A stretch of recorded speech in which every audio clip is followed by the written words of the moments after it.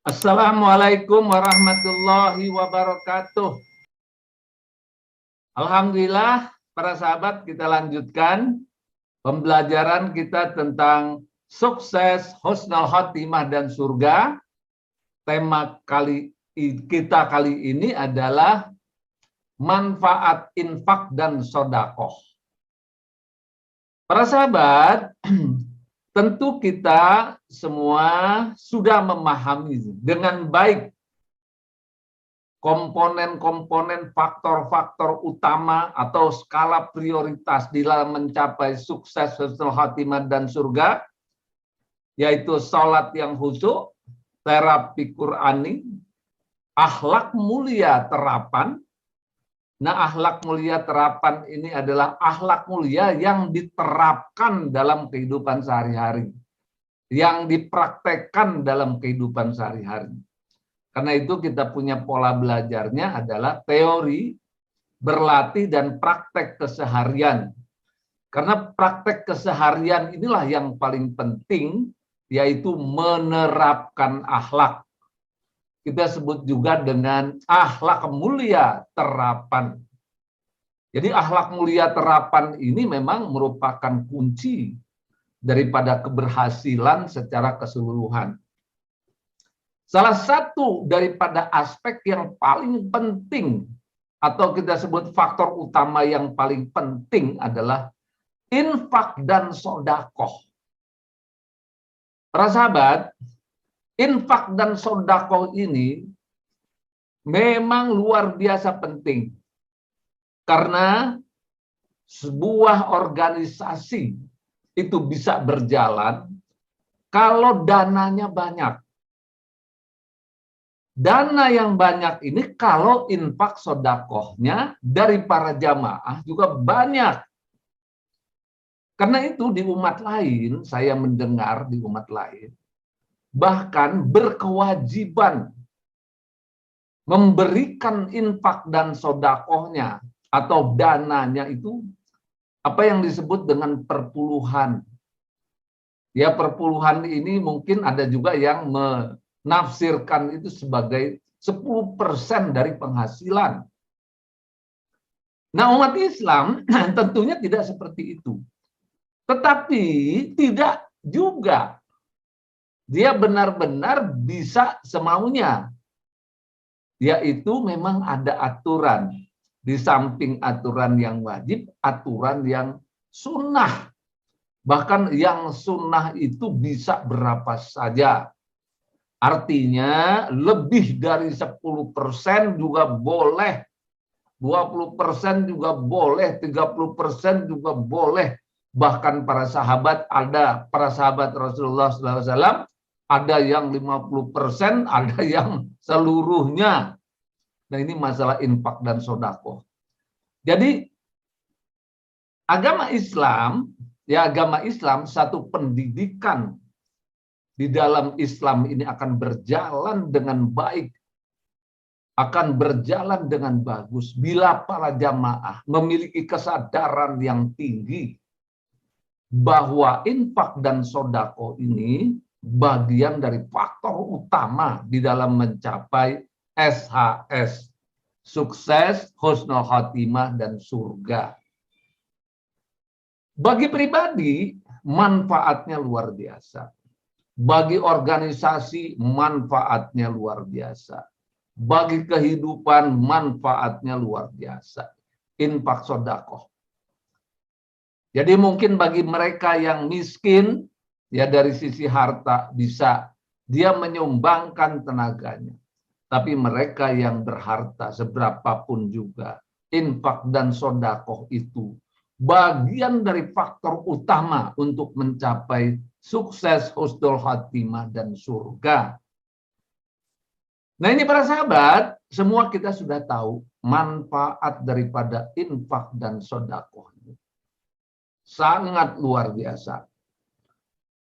Bahkan sebuah organisasi atau kehidupan, ibaratnya infak dan sodako ini ibaratnya mesin.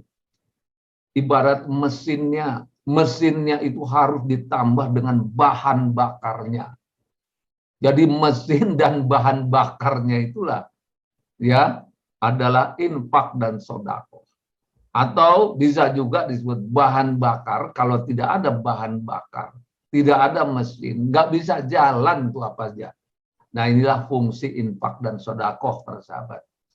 Nah karena itu bagaimana dahsyatnya Allah memberikan ganjaran, memberikan balasan yang luar biasa kepada orang-orang yang gemar memberikan infak dan sodakohnya di jalan Allah.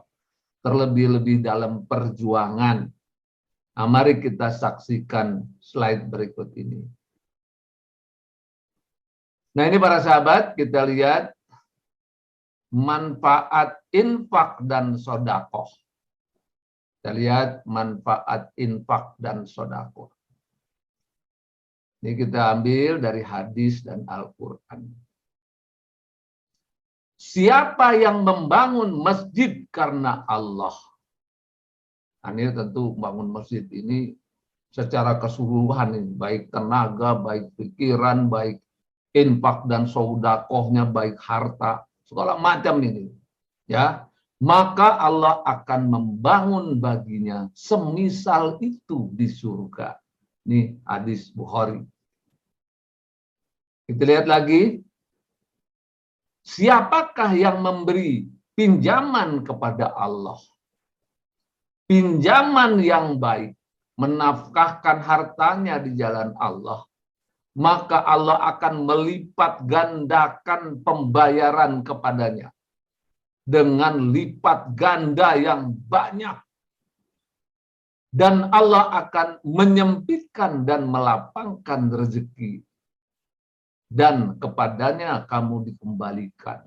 Nah, jadi Allah yang maha berkuasa. Kalau orang-orang yang benar-benar memberi pinjaman yang baik, menafkahkan hartanya di jalan Allah, maka Allah akan ganti dengan kelipat gandaan. Benar-benar perlipat ganda yang banyak. Kenapa? Karena Allah sumber rezeki itu. Allah sumber rezeki itu. Ini di dalam surat Al-Baqarah ayat 245. Nah kita lihat lagi, perumpamaan nafkah yang dikeluarkan oleh orang-orang yang menafkahkan hartanya di jalan Allah adalah serupa dengan sebutir benih yang menumbuhkan 7 butir. Pada setiap butir 100 biji. Allah melipat gandakan ganjaran bagi siapa yang dikehendaki.